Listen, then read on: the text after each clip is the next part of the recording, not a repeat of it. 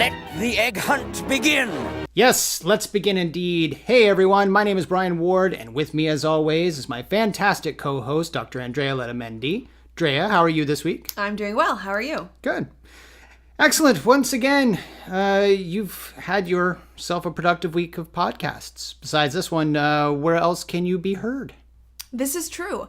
I am on a podcast called Vodka O'Clock this week. You can find the podcast episode at amberunmasked.com. Amber is the host of the podcast Vodka O'Clock, and she asked me a number of interesting questions about multiple identities, psychology of fictional comic characters, female characters in comic books, and of course, my favorite topic, the Bat universe. Excellent. You can also find Amber's podcast on iTunes if you search Vodka O'Clock. And as the name implies, actually, her podcasts are listed as explicit and are probably recommended only for 18 and older listeners. Just a BTW there. Good disclaimer. No. You know what that means. Time for a little nerd rage. Oh no. What happened? Wait, that signals nerd rage? It does now. That's our new signal for actually anything, really. I like it. Rage, disappointment. No. It all applies. Yeah. That sounds bad. Yeah. So we got an email this week. Overall, it was a very positive email in tone, so I'm not going to name its sender because it's clear they're nice folk. But their email reads, "I have just begun to listen to the ARKHAM Sessions, and I love it." Thank you. Woohoo! Yeah, this part I like. Wait, how can this go wrong? This actually sounds good. As a major Bat fan, I would like to offer a couple of possibly helpful things. First, in your fourth episode, you and your co-host seem to make the common error of confusing two Joker weapons, laughing gas and Joker venom. Both are gaseous and cause uncontrolled laughing. The laughing gas is not traditional nitrous oxide, but it is used as a means of mass incapacitation. Death may or may not occur. Joker venom is a binary compound, as you will see in later episodes. It is far more targeted and is intentionally lethal. One fan theory is that the Joker is the only character who realizes that he is fictional. He has often mentioned non-canonical events. Non-canonical events that other characters cannot remember. I look forward to your work on Harley Quinn.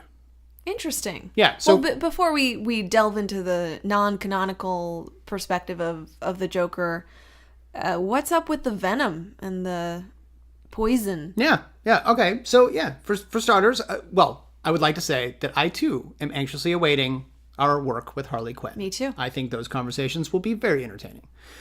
The remainder of his email, I don't mind being wrong and I don't mind being corrected. In fact, I welcome it if I'm wrong. The problem is this. This person has made the common error of mistakenly thinking Joker venom and laughing gas are two separate things. While it's true that the Joker has used both aerosol and liquid weapons, and some of them are fatal while others simply throw the victim into insanity, my understanding of these weapons over the years of reading comics and watching these animated series and movies is that they were simply different names for the exact same thing. Different delivery methods, right. Yes. Yeah. Different potency, yes. But the Joker venom is the exact same thing chemically as laughing gas. And by the way, let me make clear that I'm not talking about nitrous oxide. Right. But that it's called something different, usually based on the writer of whatever comic, whatever medium. This email actually got me to thinking, though, that maybe my understanding of this weapon was wrong. Maybe they were two different things. Well, let me read from the Batman wiki on Joker venom. It says, in quotes, Joker venom has had a variety of names depending on the writer. They include Smilex with an I, Smilex with a Y, laughing gas, Joker gas, happy gas, giggle gas, Joker juice, laughing toxin, laugh-a-loads, perma-smile. Joker juice. I don't think anyone should ever say Joker juice. I don't know if that's true. I'm looking forward to hearing that down the road. Laughing toxin, laugh-a-loads, perma-smile, smiley gas, and Joker toxin. By the way, this was also confirmed at the DC Wiki. And in neither place do they talk about the two toxins being different chemically. So I'm going to go with that. And if it changes sometime in the future episodes, that's fine. If Batman tells us this isn't just laughing gas, this is Joker venom, I might be willing to change my mind. No, I mean, you have a great point. I would actually, my position on this is, I don't know that it matters so much if whether we understand the minor discrepancies in something like this kind of weapon. I think it's important as we talk about some of the motivations and of course some of the violence and criminality of these villains. It's important to know, like, was this intended to kill people? Was it intended to make them lose consciousness? What are the permanent kind of repercussions, those kinds of things. So I actually think the email had a point in needing for us to clarify what we're talking about when we're referring to something like Joker venom. Well, the problem is there are different versions of it. Right. You can use it as a gas. You can use it as a liquid. Sometimes it's going to be injected. We'll get into that in a couple of few weeks. But that does happen. Sometimes it's meant to drive people insane. Sometimes it's actually meant to kill people. But what it all comes down to is it's all still Joker venom. It's all still Joker juice, perma-smile, smile. Right. At the end of the day, it's some version of that. It is some breakdown of that compound. But I don't want to deter people. Like, if you have questions or you want to correct us, go for it. Send us an email. Absolutely. Send us an email. You can find us at arkhamsessions@gmail.com, or you can send us an email through your website, underthemaskonline.com. Look, I don't claim to know everything about comic books. I don't claim to know everything about Batman. And I certainly don't claim to know everything about psychology. So if folks want clarification or have questions or even have a correction, I welcome that kind of feedback. And I really hope that listener continues to listen to our episodes because, it sounds like they liked what they were listening to and just wanted to contribute something. So, absolutely. Okay, so let's get into the episode. I've got Batman in my basement. Good to know. But could we get onto the episode? Oh, right. We're talking about this episode. Right. This episode, as Andrea mentioned, is called I've Got Batman in My Basement. It was written by Sam Graham and Chris Hubble, and it was directed by Frank Power. It was first aired on September 30th, 1992. We open up in Gotham City. It's nighttime. Shocker. And two not-so-bright thieves, Jay and Raven, one of which appears at times to be Ginger, shocker, are stealing the Von Alister Fabergé egg. At least they think they are, because Batman shows up to stop them. Only before he's attacked by a gigantic vulture, and the two thieves escape with the egg. We move on to Sherman and Roberta, two kids hanging out on Sherman's stoop, opening up his brand new Junior Detectives kit. It's got a walkie-talkie wristband, a pen light, binoculars, even this cool badge. And Sherman's a ginger. This is true. The directors of Batman the Animated Series may have redeemed themselves with this one. Sherman is a ginger, albeit an extremely nerdy one. So we're still not past the point that a ginger could be anything other than a weakling. But, baby steps. Yeah, I mean, he is essentially the lead in this particular episode. That's true. When Sherman is on the stoop with Roberta, he is instantly picked on by two teen bullies, and you kind of get the sense that this is a pretty common occurrence for him. Yeah, he doesn't seem too fazed that they're calling him names, calling him, Sherwood, Sherlock, and picking on him for what appears to be his nerdy interests in detective work. For the record, I wouldn't mind being called Sherlock. I think it's a compliment now. But, yeah. When you're, what would you say? He's probably 11 or 12 and getting picked on and, getting pushed around and being called Sherwood and Sherlock, probably not the best. Right, yeah. Roberta, on the other hand, is, I don't know, she seems a little unfazed. She's a bit of a tomboy. She hangs with Sherman. She likes to help him solve cases a la Encyclopedia Brown. She wears a ball cap. Yeah, they seem like a couple of... They seem like very smart kids hanging out together. we do get the sense that they are, I don't want to call them outcasts, but we do get the sense that they have they have this geeky interest in detective stuff. And he gets this kit and he's like super geeking out over it because it's, you know, it comes with all these great gadgets and different activities. And it looks like he's getting picked on essentially because he is a nerd. Right. And while the foursome are sitting there on the stoop and the two teens are bullying, for lack of a better word. No, I would say that is accurate. Yeah, they're bullying Sherman and Roberta. They end up seeing the same vulture that we saw Batman fighting with the night before. A gigantic vulture in Gotham City is a bit mysterious, so it prompts Sherman and Roberta to do a little investigating, which leads them to, I don't know, what looks like an abandoned warehouse filled with bags of birdseed.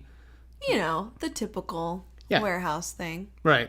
It's definitely got signs. It's a condemned building. No one's supposed to be in there. But we find the two thieves from the night before and the Penguin. Quack! He does kind of make that weird... He calls out to his vulture pet. Yes. It's not a sound I expected coming out of the Penguin, but it's his way of communicating with his little pet. That's true. It's our introduction to the Penguin, who by the way, is voiced by Paul Williams. Paul's an interesting choice because, if you guys don't know, he's been an actor before, absolutely, but he's primarily known as a songwriter from the 70s. Mostly, this guy's famous for writing songs for himself. He's written songs for other groups. He wrote songs for the Carpenters. He wrote We've Only Just Begun. Wow. And he wrote and sang Just an Old-Fashioned Love Song. And he wrote, this is my favorite, Rainbow Connection from the Muppet Movie, as sung by Kermit the Frog. Nice. Just a little bit of cool trivia. I don't know. Maybe That's you guys... interesting. Of course, we can't play any of that music because of copyright stuff. Yeah, stuff like that. You know, so don't sing any of it. I won't. Yeah, but I don't know. But people know. I mean, you say the Rainbow Connection. People know what People that is. know the Rainbow Connection. I thought that was a cool bit of trivia. I don't know. Maybe you guys don't think so. I do. Sherman and Roberta catch a glimpse of the Fabergé egg from the night before, and Sherman instantly recognizes it. Roberta does not. Don't you read the papers? Do the comics count? Wow, she's kind of a comics nerd, isn't she? Geek girl. Yeah. Batman comes in, dumps birdseed on the Penguin and his men, gets the kids out of harm's way, and then gets knocked out by a gas pellet from the Penguin's umbrella. Andrea, Batman is getting worse and worse about letting stuff like this happen. What do you mean? We're in episode 13. Mm-hmm. And so far we've seen him given a healthy dose of Scarecrow's fear toxin. We've seen him captured by a giant Venus flytrap and briefly succumbs to Poison Ivy's poison. We've seen him captured by gangsters after a burning building collapsed on top of him. Let's see. We've seen him hit upside the back of the head, giving him amnesia. He's been knocked out by the Joker's exploding gas playing card. He's been taken down and knocked unconscious by a kick from Two-Face, and which, by the way, that was probably especially embarrassing because he was woken up by a janitor. I would say at this point, no one makes a better case for Robin than Batman himself. Well, that's not fair. I think we do have to see the hero fall once in a while. Why do we fall? To get back up. Exactly. I think the point, though, is he gets back up, right? Right. He doesn't let... These are minor setbacks and speed bumps. But man, the mystery is fading. I think that's the point, though. I mean, many people believe Batman, because he's fallible and because he's susceptible and vulnerable sometimes, that he's more relatable as a superhero. And then we're far more impressed with him when he's able to, really defeat the villain and get the bad guy and do what he does best when he's, on 2 feet. So I like that about him. I will give you that. Sherman and Roberta drive Batman away in the Batmobile. Wait, what? Yeah, this is where the writers really redeem themselves in my book, because the Ginger gets to steer the Batmobile. Roberta gets to punch the gas pedal, but you know, he's a kid and he's too short to reach the pedals. Of course. But he does get to steer the Batmobile. And the next thing you know, Sherman's got Batman hidden away in his basement, or as he likes to call it, his crime lab. That's what I called my basement. Oh. No.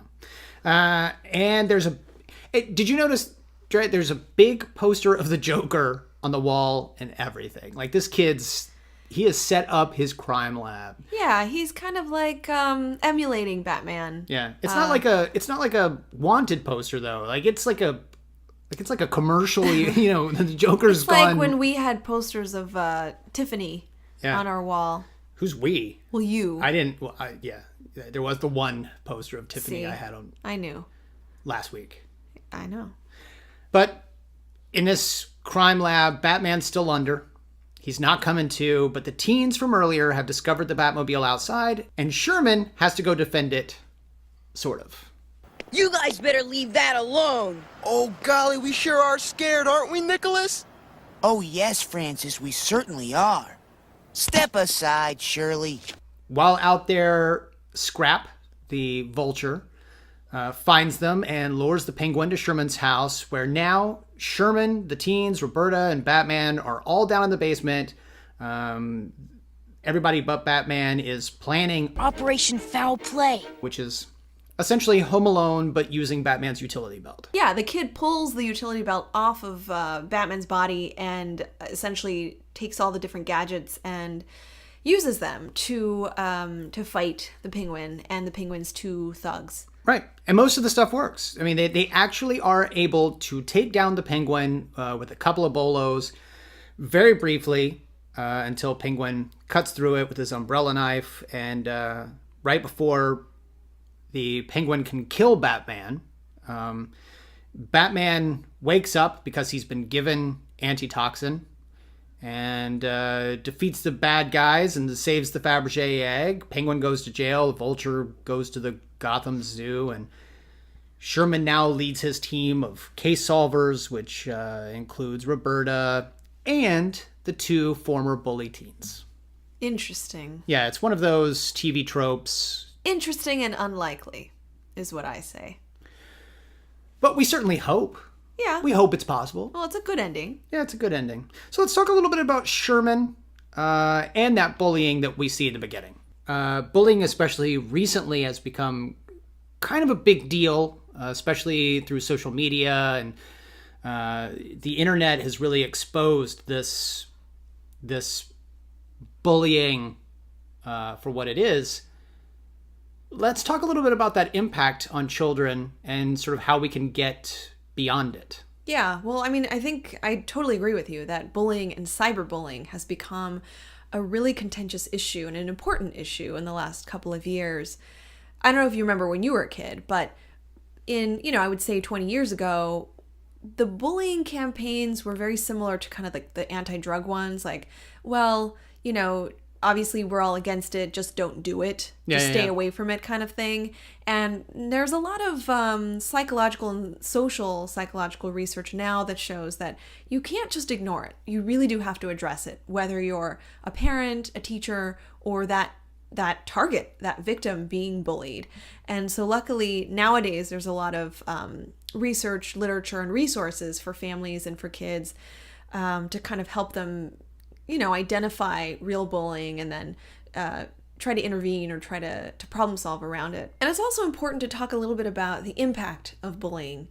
As I said, now there's a lot of research and literature, especially lately, on the neuroscience of bullying. So we now know that bully victims experience anxiety, depression, post-traumatic stress, headaches, stomach aches, difficulty concentrating, and other psychological, physical, and attentional problems as a result of repeated bullying.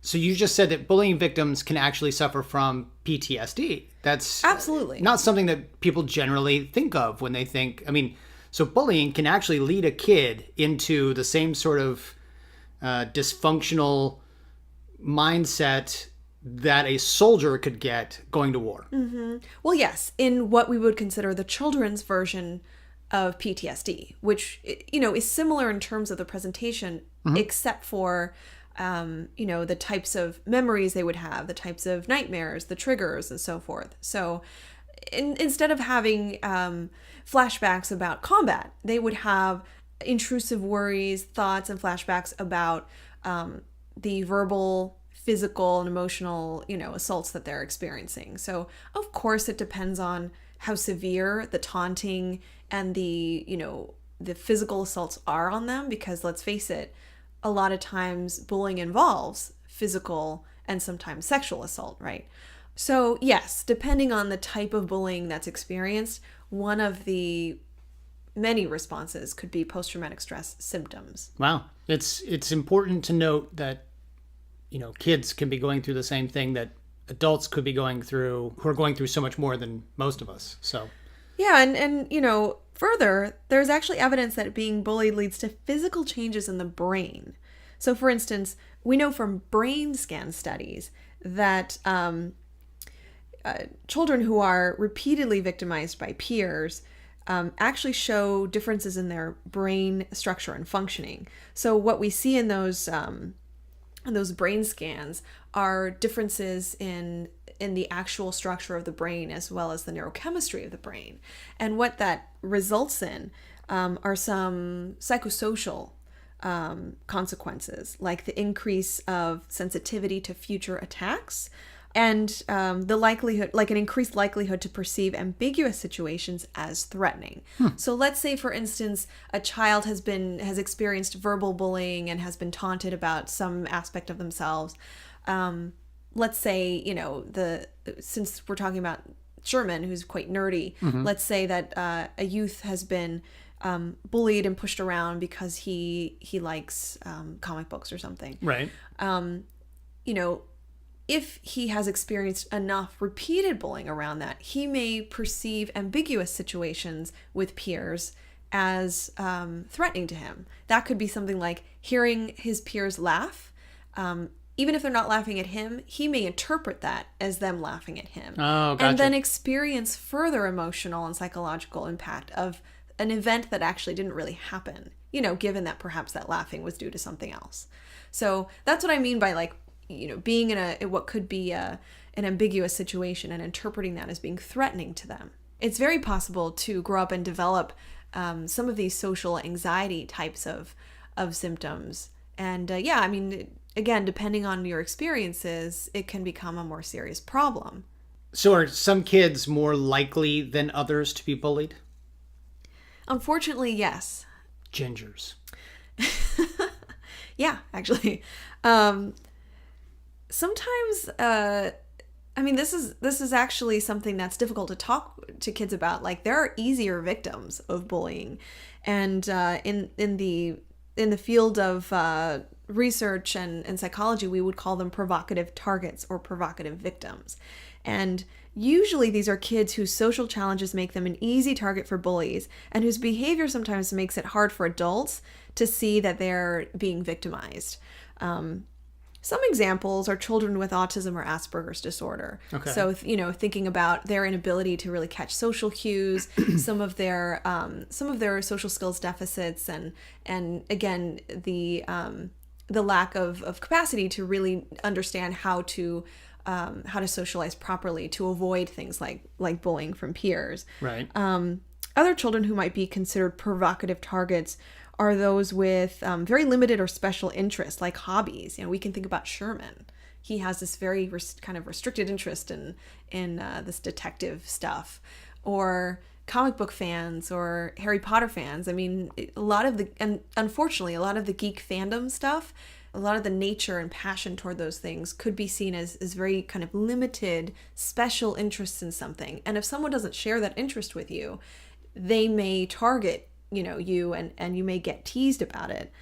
As far as provocative targets, sometimes the things that we're bullied for are outside of our control. So these are things like, thinking about kids who are extremely tall, kids that hit puberty too late or too early, being obese, being an ethnic minority, or being a redhead. Those are also social challenges because, quite simply, they make that child different. And that's not something that the child can really change about themselves. Right. That's who they are. That's a characteristic that they have. Mm-hmm. And so that's what we mean by, some children are easily victimized or considered provocative targets. So I find it interesting that in this episode, it's brought up a couple of times that Sherman is from a single-parent household. He makes a comment about, You're safe here. It's just Mom and me. and at the end of the episode, Sherman tries to even hook Batman up with his mother. Say, Batman, you wouldn't be single, would you? So they make it a point that Sherman is from a single-parent family. I find that interesting. What are your thoughts? I agree. I think they really wanted us to know that little bright, imaginative Sherman is part of a family of two. And he even says, it's just me and my mom when he takes Batman to his basement. And I think, I look at it like another strength of this episode, that the writers are including diversity in the way that they're showing different families and the way that kids are being portrayed. And, maybe back in the early mid-90s, there were children who were experiencing single-parent households and saw that and could relate to it and felt included in some way. Because as you know, we grew up during a time where a two-parent, a male-female two-parent household was the norm and was constantly portrayed in the media.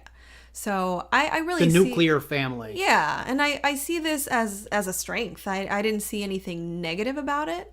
I thought that it was certainly something that made the episode better. So any other thoughts or tidbits from this particular episode? I actually think this episode stands out from others because now, I don't know if you'll agree with me, and you might laugh at this, but my theory about this episode is that it's not real. And what do you mean by not real? I actually think that this episode is coming out of Sherman's imagination, that the entirety of this episode is Sherman's fantasy about what might happen if he were to have some of his inner wishes fulfilled. So why? But what about this episode suggests that it didn't happen? From beginning to end, it looks to me like the success story of little Sherman. Sherman is a Marty Stew. Sherman could be a Marty Stew. Well, thinking about like from the very beginning, he's being bullied, but then he's portrayed as being super smart. He can handle the bullying. He's sort of like, leave me alone. He drives the Batmobile. And not only that, but he steers the Batmobile. He steers the Batmobile. But all these things about the episode, the ease in which he takes the Penguin down in his home, the way Batman doesn't even wake up until the end of the episode at the very last minute, the bullies aligning with Sherman toward the end and like joining his his team of detectives, and then at the end Sherman trying to set Batman up with his mother. So I see this as all of his psychological wishes and needs being fulfilled. He has success with his peers. He has friendships. He has validation of his interest in detective work. He has a father figure in his family, which is Batman. So I don't know. It's just my theory that this is Sherman's story. This is his fantasy, and there's nothing wrong with that. I don't know that there's anything wrong with that idea. That this episode is kind of like a dream. So now I'm fascinated by the idea. For starters, this episode just got a lot deeper than we thought it was. But secondly, I'm fascinated by the idea of now looking at every episode from the perspective of whose fantasy is this? That totally. Batman doesn't exist in this world, or at least he's not as prominent as we think he is. It's just every single sub-character has some kind of fantasy about him. Right. And, yeah. And really, are Gingers really all that successful? No. So in this world, in the Gotham, in the animated series world, this is a Ginger being pro-social, successful, having strong peer relationships. But still having self-hatred in that, even in his own fantasy, he couldn't take the Penguin down on his own. The Penguin still got out and still nearly saved the day, still nearly saved Batman. Batman, even in this kid's fantasy, had to wake up and save himself. Yeah. Well, again, it's a fantasy that Right. still glorifies and idealizes Batman. Right. Okay. That's interesting. Go with it. I am going. I am going. So normally I like to bring up real people and real life situations to help ground the show a little bit. Not really a whole lot that we can talk about here, except that it actually turns out, Drea, that Fabergé eggs are not so uncommon a target for thieves. Okay. In fact, you can find quite a few news stories just by Googling them of eggs having been stolen and or found. Just last year, an egg that had been stolen in 2009 from a Kuwait import-export firm was recovered. That egg, can you believe it or not, valued at $1.3 million. So, wow. Yeah, so there's that. Who would have thought? Fabergé eggs, actually kind of popular. In fact, in another story that I read, a jewel thief actually robbed a jewelry store, ended up actually killing the jewelry store clerk. But the one thing that the robber didn't think he needed or couldn't carry or whatever, tossed aside a box inside $1,000 Fabergé egg. So turns out these things, often get robbed and sometimes not even appreciated for what they are. So that's why the Penguin was seeking this egg. It was just valued at a very high, Penguin ridiculous wanted it. amount. Yeah. I mean, it was such an important Fabergé egg that it had a name. The Von Alster Fabergé egg. I wonder what the egg represents to Sherman. I know. If again, something pretty, something jewelly, something sparkly. Yeah, if this is indeed his fantasy. Brown hair. What? Han Solo hair? Yeah, he just Indiana Jones hair? Just wants to be normal like everybody else. Just wants to I know. What did you like the ending to this episode? Was it fulfilling to you? I would like to see, and I don't think we will, but I would like to see Sherman become part of the Bat family. I'd like him to, when Batman needs a kid to get into some, let's say Batman needed a kid to infiltrate the Underdwellers and the Sewer King. Could have used Sherman. Sherman could have been a new Underdweller. Could have been one of those little sewer rats. I don't think he would have survived that. Well, he may not have, but sometimes you take the risks. When True. you're a general, you send them out there thinking they might not come back, but this again taking it to a dark, dark place. Hey, you told me gingers could get PTSD. And by gingers, I mean anyone who was bullied as a kid. Yeah. No. Speaking of which, if you wanted to learn more about bullying, including the identification and interventions and strategies to overcome bullying, check out Carrie Goldman's book, Bullied, What Every Parent, Teacher, and Kid Needs to Know About Ending the Cycle of Fear. It's a book that I have that I've been reading. It's really in-depth and research-based. It's fantastic. Carrie Goldman is the mother of the Star Wars girl? Yes. She's the mother of Katie, who's the Star Wars girl that was bullied for carrying a Star Wars water bottle and being targeted because she's a girl. Yeah. And so, her became story a really big social media cause. Absolutely. An anthem for geek girls, actually. So cool. Her story is in the book. Again, I highly recommend it. A lot of interesting and usable facts and literature that tell us a lot about bullying, and again, how to strategize with teachers and parents and with kids on how to overcome this. In addition, you can look up the Anti-Defamation League online, a lot of resources there as well. And of course, any questions you cannot get answers to, try to email us. We can certainly try to help. Yeah. And again, you can find us at ARKHAM Sessions on Twitter. You can find us on Facebook. We're the ARKHAM Sessions there. Find us, like us. You can also email us, arkhamsessions@gmail.com, or go to Drea's website, underthemaskonline.com, and email her there. I'm bward028. I'm at Arkham Asylum Doc. And that's how you can reach us. Great. So that wraps up episode 13, and frankly, I'm happy. Not because this was a bad episode, but because it finally brings us to another one that you and I absolutely cannot wait for. Brr, it's getting cold in here. There must be some toros in the atmosphere. Sorry. Heart of Ice. Next week. Guys, this one is huge. It literally defined a major villain for Batman in all mediums going forward.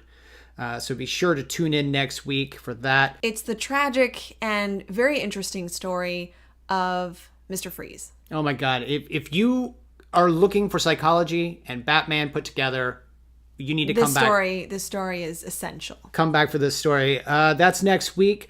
Till then, I'm Brian Ward. I'm Dr. Andrea Letamendi. And you've been listening to The ARKHAM Sessions.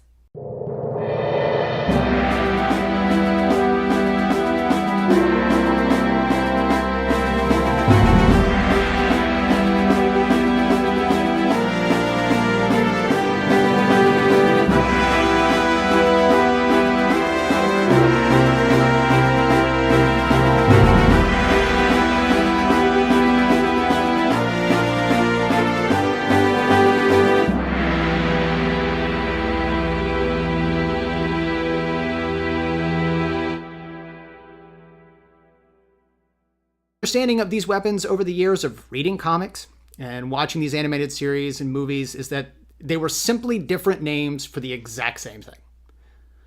Different delivery methods, Right. yes. Yeah. Different potency, yes. But the Joker venom is the exact same thing chemically as laughing gas. And by the way, let me make clear that I'm not talking about nitrous oxide. Right. But that it's called something different, usually based on the writer of whatever comic, whatever medium.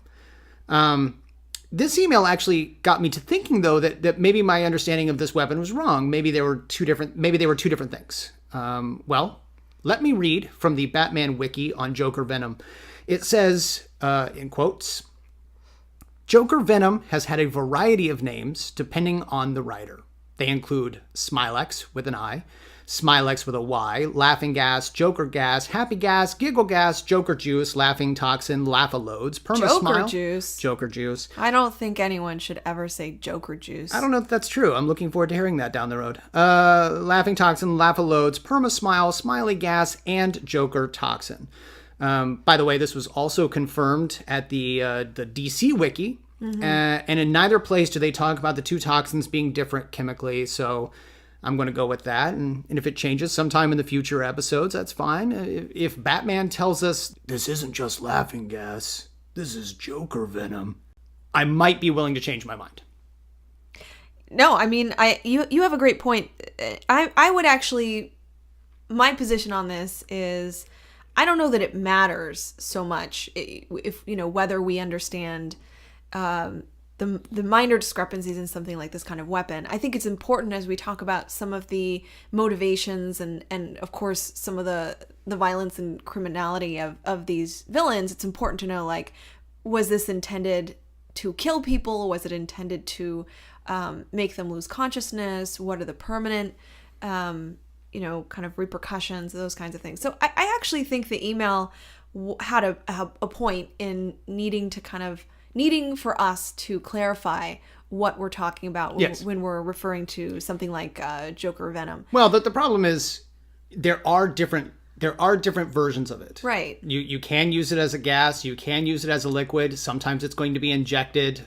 We'll get into that in a couple of few weeks. But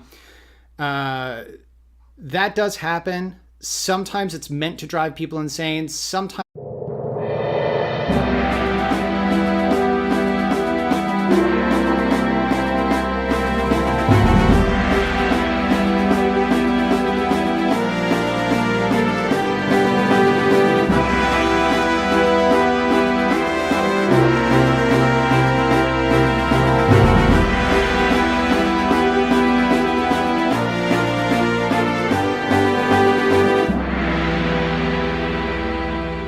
Let the egg hunt begin!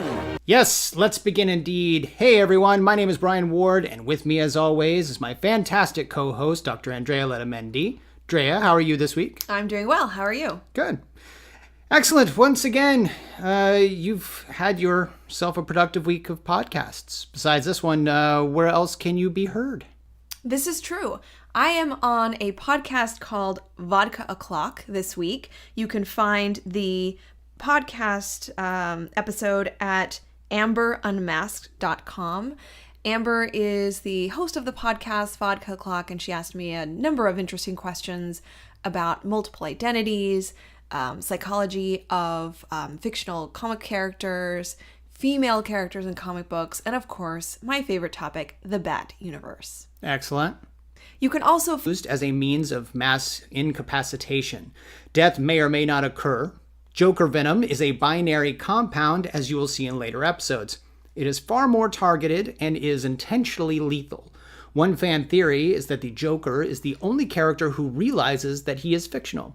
He has often mentioned non-canonical events. Non-canonical events that other characters cannot remember. I look forward to your work on Harley Quinn.